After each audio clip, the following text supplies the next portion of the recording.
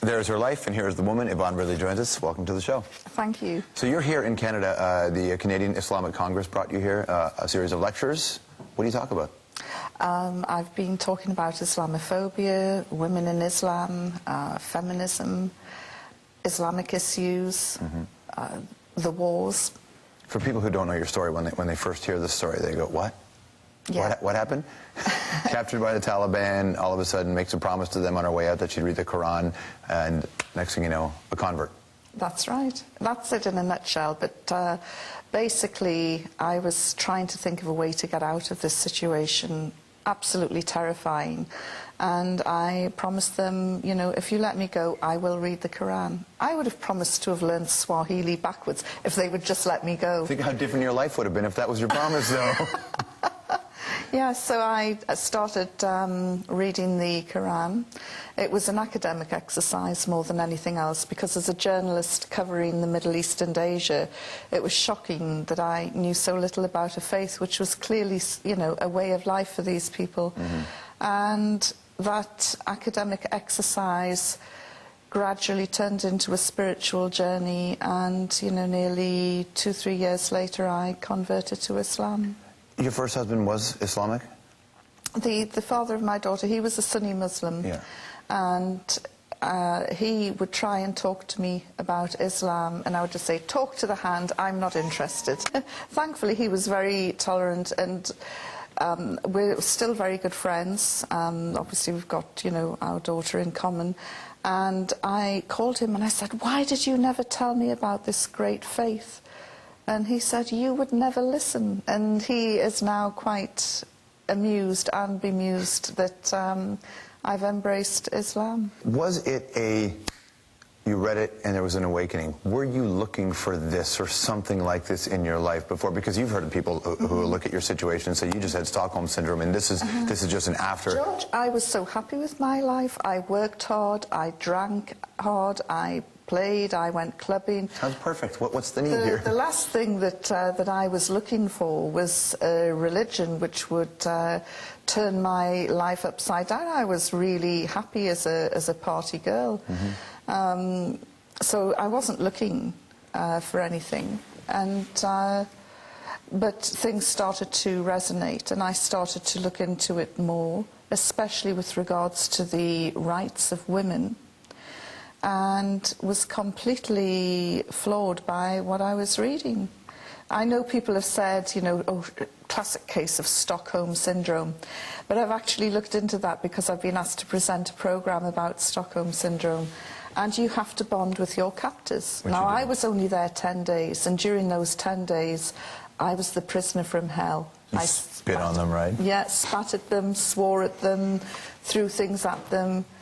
In fact, every prejudice that the Taliban ever held about Western women was probably reinforced and made worse. You're like an episode of Absolutely Fabulous, sitting inside. Was that what it was? It was. It was a bit like Patsy, you know, Patsy meets Mullah Omar. It was a total clash of civilizations. I heard you you kept a diary on the inside of a toothpaste box. Is that accurate? Yes. What did you write in there?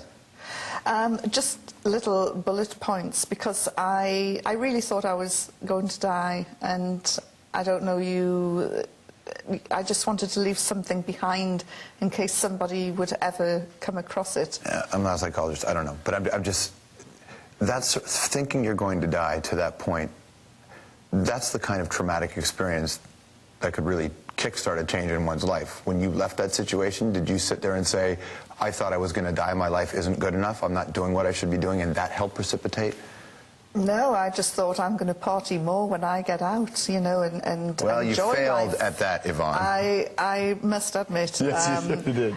Some of my friends are very sad that I'm no longer there drinking the champagne glasses. Well, look on the bright side, you picked an amazing time in the world to be a Muslim. Yes. Like, this is the moment when this conversation, it's been centuries since the conversation has been this heated between the East and the West. Absolutely, and you know, this is something that I often say, my timing could have been a bit better. Big conversation in England had to do with the dress of Muslim women. In France, all over Europe, it's even a debate here. I couldn't believe, you know, I thought that the niqab issue was done away with. You know, when will white middle-class men learn to stay out of women's wardrobes? How do you mean? Well, The debate here is over polling and voting, right? No, it isn't that, George. Think about this. The issue focuses on an area where there are 67,000 voters, where 5,000 of those voters are Muslims, where 12 of those Muslims wear the niqab or the face veil. Right. All of those women are prepared to go into a booth and lift their veil up to a female official to verify who they are. And, you know, what is the problem? Why is this becoming an issue? And I get my hackles raised as a feminist, and I have been a member of the feminist movement since the 70s. As a feminist, I get really annoyed when I see that women's votes are being threatened. I know when you said that you were a feminist, I know that there are people, and they're going to be emailing us right now, saying, how can you be a feminist and a Muslim woman? Just like, how can you be a feminist and a fundamentalist Christian? It's the same point. I find it liberating sitting here having a discussion with you, not being judged on the length of my skirt or the size of my breasts. Right. And to me, I've got that liberation through Islam. I'm not saying that, you know, the Muslim world is perfect by any means, you know, there are. But this issue of 12 women, why has it become headline news in Canada? Because it's salacious, that's all. What is the real agenda? And, you know, we had this debate about the niqab in Britain, where we had the now Prime Minister Gordon Brown and Dr. John Reid, two Scotsmen, talking about the niqab. And I'm thinking, hang on, these guys come from a country where the men wear pleated skirts. Then we had the Bishop of Rochester jumping in, a man with a pointy hat and a purple dress. I'm thinking, what's going on here? Well, for them, it's, I mean, in terms of full faith, there's so much fear and concern of security that they think this is the only way. Oh, because women who wear the niqab are up to no good. They hold up banks. I think the argument is they don't know.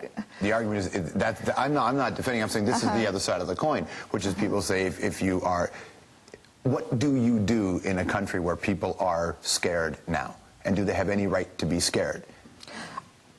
I get scared when I see drunken men in the street. So do we ban alcohol? Of course we don't.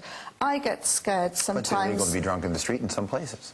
I get scared sometimes when I see some people with tattoos on their face. Not many, but there are some who have these tattoos on their face, or all the face piercings. But, you know, we shouldn't be judgmental.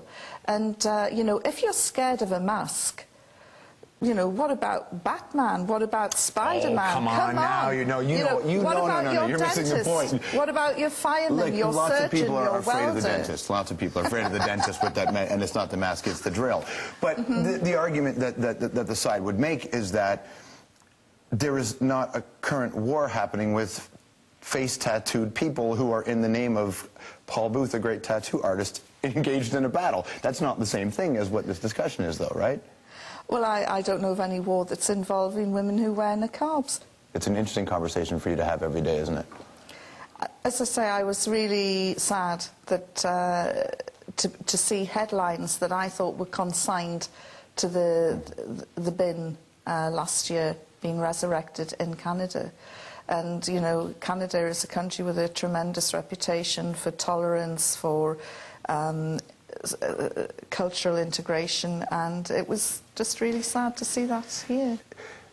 Are they terrorists to you, the Taliban? You know, I hate the word terrorism. As a journalist, I would love just to pick up the word terror. It's meaningless. Well, it assigns an emotional value which takes the Nelson journalism out of it. Mandela was called a terrorist. Right. He is now the most revered statesman alive today.